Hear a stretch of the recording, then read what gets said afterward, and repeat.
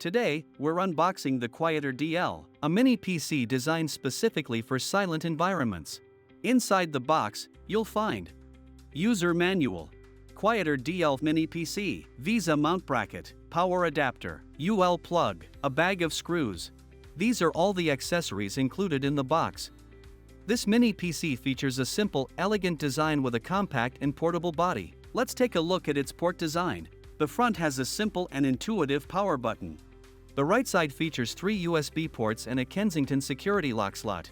The back is equipped with a variety of ports. One full-function USB-C port, 3.5mm headphone and microphone combo jack, micro SD card slot, HDMI port, BIOS reset button, display port, USB-C power input port, two 2.5 gigabits per second Ethernet ports. The bottom features a Visa mount hole, making it easy to wall mount or attach to the back of a monitor.